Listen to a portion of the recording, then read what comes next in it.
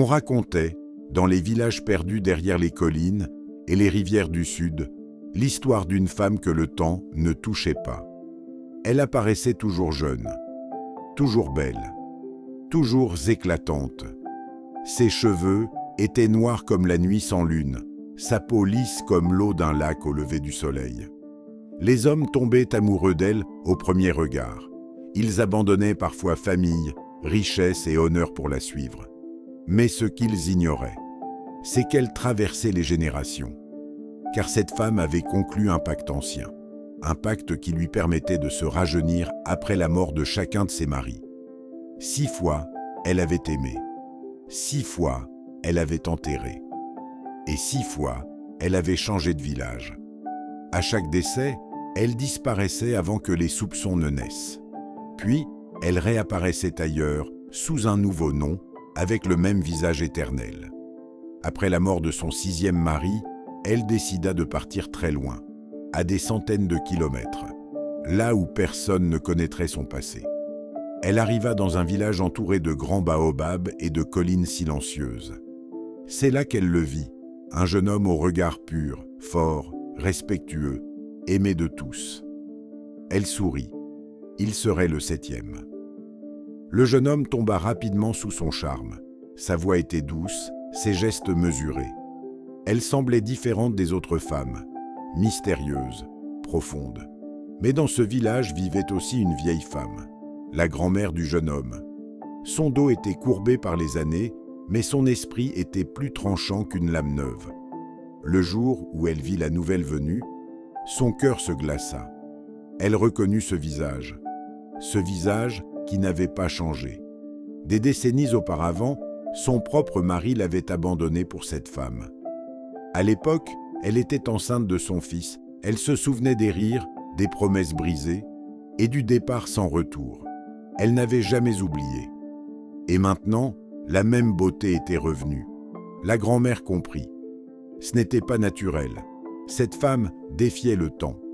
Elle décida de la démasquer. Mais pour affronter une magie ancienne, il fallait une force plus ancienne encore. Elle consulta les anciens savoirs, pria les esprits protecteurs de sa lignée et accepta des sacrifices difficiles. Des nuits sans sommeil, des jeûnes, des épreuves qui affaiblissaient son corps mais renforçaient son esprit. Finalement, une révélation lui fut donnée. Pour briser le sortilège, il fallait connaître l'origine de la magie. Il fallait remonter au moment où tout avait commencé. Mais elle ne pouvait pas faire ce voyage elle-même. Seul le sang de sa lignée le pouvait, son petit-fils. Quand elle lui raconta la vérité, il refusa d'abord d'y croire.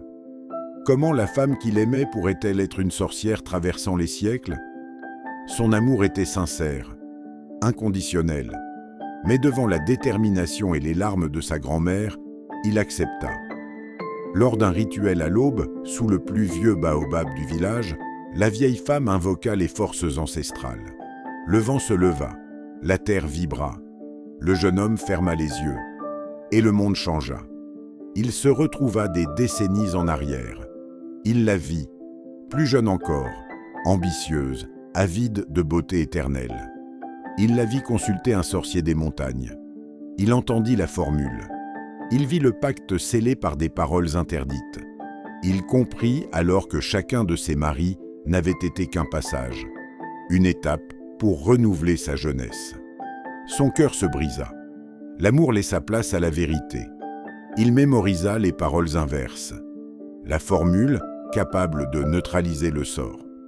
Puis, il revint. Quand il rouvrit les yeux, il était de nouveau sous le baobab. Sa grand-mère l'attendait. Le soir même, la femme aux 1000 printemps vint le voir, souriante, certaine de sa victoire. Mais cette fois, le jeune homme ne tremblait plus. Il prononça les paroles. Une fois, puis une seconde. Le vent se leva violemment. Le ciel s'assombrit. La femme recula, ses yeux remplis de peur. Son visage commença à changer. De fines rides apparurent, puis d'autres. Sa peau perdit son éclat.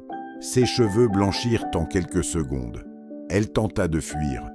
Mais le temps qu'elle avait volé pendant des générations revenait à elle d'un seul coup. En quelques instants, la beauté éternelle disparut. Elle se dessécha, comme une feuille oubliée au soleil, et tomba. Le silence enveloppa le village. La malédiction était brisée. Le jeune homme pleura, non par amour, mais pour l'illusion qu'il avait perdue. Sa grand-mère posa une main tremblante sur son épaule. « La vérité peut briser le cœur, dit-elle, mais elle sauve les générations. » Depuis ce jour, on raconte dans ce village qu'aucune beauté ne doit être admirée sans sagesse.